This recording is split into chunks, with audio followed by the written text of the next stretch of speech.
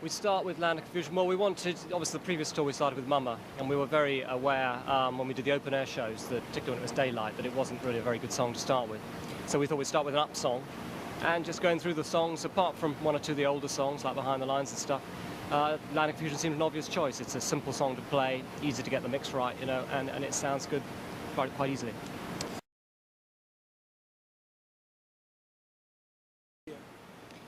Well, it was started off, you know, when we're writing songs, often I just start sampling whatever noise happens to be made in the room. And in this particular case, Mike was playing guitar. And I sampled about 20 seconds of stuff, and then I cut a little snippet out of it, which went like this. I can't hear that.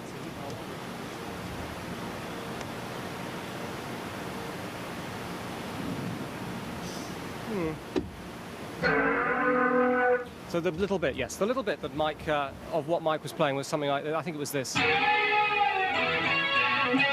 Which is just sort of, he was just playing random guitar. He doesn't call it random guitar, he says it was very fine guitar playing, but I say it was random guitar. Anyhow, I just one time I put it on the keyboard and forgot about it, and then came back to it one time, and with that, and could just happen to play it with this chord. Like that, and it had instant character, and I think, again, just that little phrase, just those two chords on it, and then, you know, it just, we knew we were onto something, and the rest of the song kind of went from there, really. Well, the metronome actually was something that came really at the recording stage. It was not originally part of the song at all. It was just we needed a tempo thing to happen there, and one time Phil just did these two drumsticks, and it just sounded great and gave, again, part of the atmosphere, you know. It's just a matter of luck. You're going along and you try it. I mean, I've always quite enjoyed that. I think, you know, one of my roles in the early days was sometimes when we used to do songs that used to go all over the place, was to try and join bit A to join to bit B when they had to join for other reasons, and to find a chord or a couple of chords that did it, you know. And it's a bit like that, I suppose, really. I think in the case of, you know, a lot of it's decided by keys. Most of the songs we try and do in the original key. A couple of ones in the medley. I mean, Follow You, Follow Me is done in A as opposed to in G, but you know, most of the more complicated things tend to be done in the original keys, and finding the way across is just finding a nice chord key change to make it work, you know.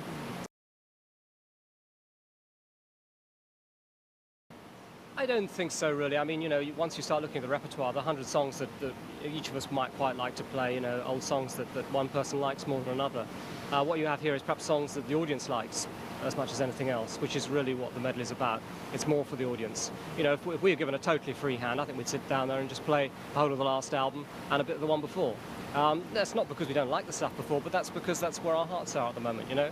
And so we try when we're making a set to get away with playing as much new stuff as we can. It was really just one of those ones where Phil was playing, you know, really fast on the drums, and I just started playing chord sequence on top of it, really. It didn't start with the bit here at the front, that came later. We had the bit which became the verse and the chorus, just a nice chord sequence. And then also the other thing about it was it fitted, I started playing this reggae rhythm on top of what he was doing, and, you know, because it was in the same sort of tempo, and he then switched to playing reggae underneath it. So we got the middle eight part, which then also the intro developed out of the middle eight. And, you know, I think it's works pretty well.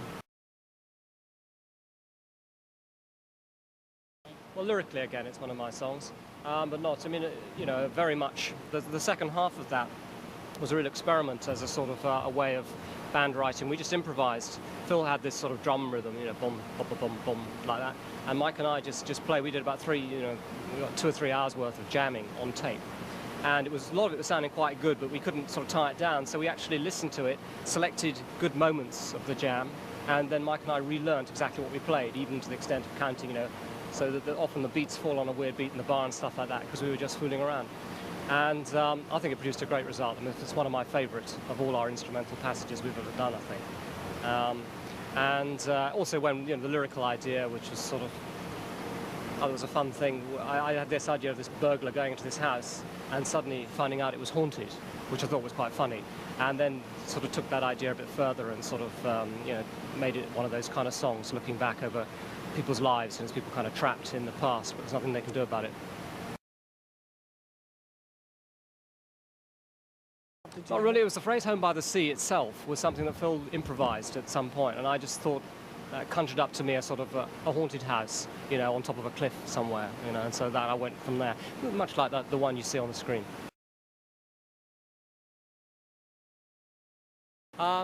As I said, I think, you know, I can understand why people say that, but I mean, in a way, I resent it slightly just because, you know, it's very much my chord sequence that.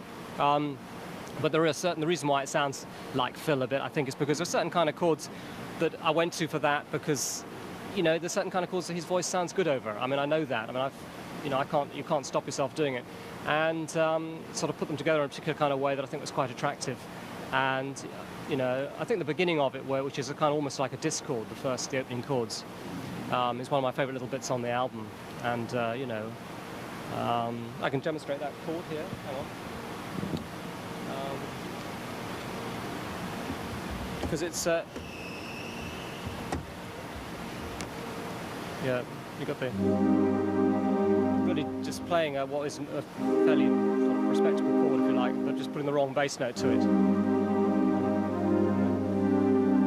It reminded a little bit of Burt Bacharach, and so we actually ended up calling the song Burt, you know, as a working title, just something to go with. I mean, I always liked Burt Bacharach. I thought he was one of the best writers, you know, from the 60s and 50s and 60s and stuff. But, you know, I like that, and the way it develops, and you're desperate for it to resolve, you know, and it finally does. It's just, you know, and immediately you've got a song, you know.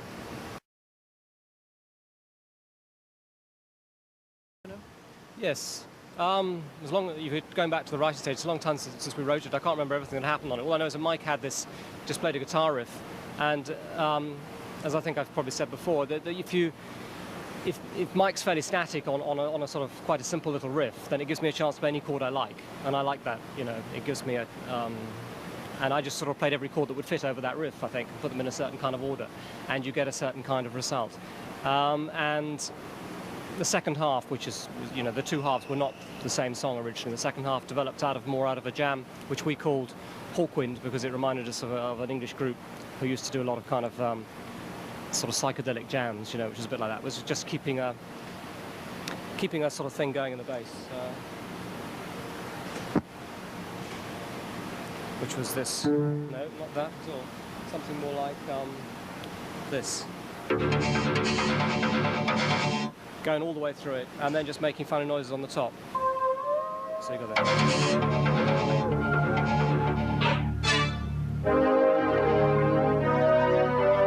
You know, excuse to use certainly those kind of almost Hammer horror film chord sequences, you know, that I always like very much. You know, it's sort of not so much dramatic as melodramatic, but combined with the screens, you know, with all that, the lights. I mean, it always struck me, ever since we wrote that, I always had this great sort of idea of this churning forward motion. And so when we got this screens thing, the idea of ripping something off from the 2001, the end of 2001 thing, you know, just I thought somehow in a situation like this with music going and an open-air concert and everything, that people would never have sort of seen anything that combination before, and it would be very, very exciting, you know, to stick Phil up in the middle there, and it's even better. I don't know, just sort of because it went down to this very serene little bit, which we ended in the glow of the night with, you know, this little quiet, wistful bit, and to come with this really sort of like aggressive bit, you know, it's like sort of the demons are suddenly in there. We always like putting, you know, I think right from the word go, Genesis, we always quite liked putting soft bits next to loud bits and all the rest of it, because it makes each one sound, louder bit sound louder against a soft bit. I mean, it's a simple technique, but it seems to work quite well. And obviously, lyrically, the trick then is to try and make a lyric that makes it hang together. But in fact, when I wrote the lyric to that, I did sort of use the contrast, so that the first half of the song is very personal, done from an individual's point of view of how he might be affected by what one person has set in motion without realizing what he was doing, a sort of war situation I was thinking of, where you know, a guy's kind of lost his woman, and his attitude, if you like, and saying, do you see what you've done? He was really talking about whoever set pressed the original button or whatever that made the whole thing happen. The second half is a different approach, is a more surreal look at the idea, sort of nightmarish quality about it, also of the domino itself. You know, the idea is there's nothing you can do in you're the next in line. I just thought it was a nice line. It sounds good when it's sung, and it's also got, I think it's a good image. Done. Well, yes, it was in most respects. What happened was that Mike had this kind of riff, the sort of basic kernel riff, if you like, which the thing's based on, which he played, and we sort of worked it into a kind of 16-bar riff. And then we started doing it heavy, which is what it immediately demanded. So Phil was playing heavy drums, and I was sort of like adding kind of big sounds and chords on it and things. And it was one of those bits you felt was just going to go nowhere. It sounded fun, but it wasn't really special, you know? And then just one time when Mike was playing it, and Phil was happened to be at the microphone, so he wasn't playing drums. And I started playing the drums on this thing. Can you find it? Is this coming out the monitors? Probably won't do. Hang on, I can do this.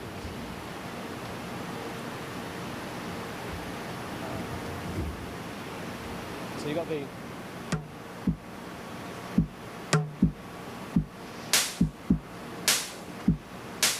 And by playing that to it, it gave it a completely different feel. And all these little sounds that are on there as well. And,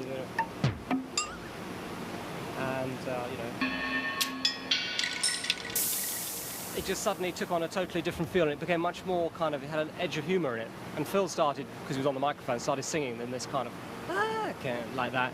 And instant character, and we just felt that's really good, and we knew if we worked on it we would ruin it because we'd start putting subtle stuff in it, so we didn't even work it, we didn't even give it a middle eight or anything. And when we actually put the song down, we thought, well, we've got to put a couple more chords in this, you know, so we put the perfect body bit in, just sort of some chords that seem to fit and give a bit of character to it, and left it really simple, so that we actually put it down in a sort of few hours. And I think it shows us a certain kind of direction we could go in, you know, not for everything, obviously, but just for certain songs where you totally opposite to what Genesis perhaps used to do in the past, which is kind of overblow a thing, you know, take one idea and make it massive. This is just taking an idea and just leaving it really small and making it work.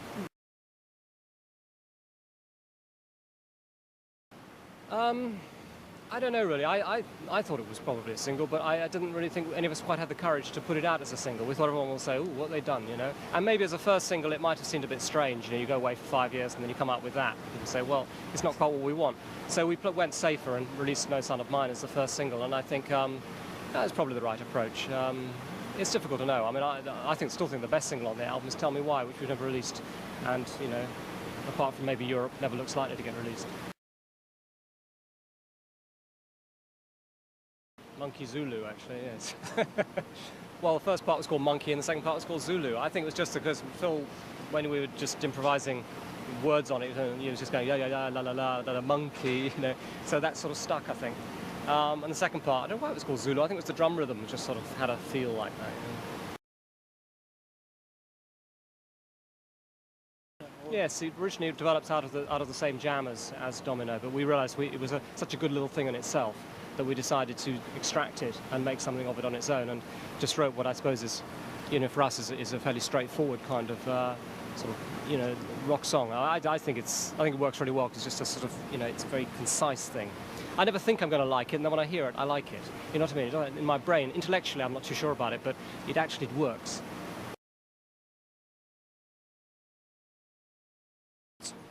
I don't know why it developed into that, really. It was a popular live song when we first did it. You know, it's a great guitar riff, I think. It was a song that actually was one of those ones which is the other way that we used to write songs a bit, group songs, if you like. It was really a bit of Mike's and a bit of mine, both of which bits actually were left over from our first solo albums, in fact, funnily enough. And we just put the two together and made a song out of it. And originally it was almost just a little link bit. We had this side two of Duke, which was a lot of bits stuck together. And originally it was just going to be part of that. But I remember when we heard it, we thought it sounded so good, we made a song out of it at the time. So it became something, you know, in the studio I think we just doubled it, you know, at the time. So we'll go around it twice and see what happens.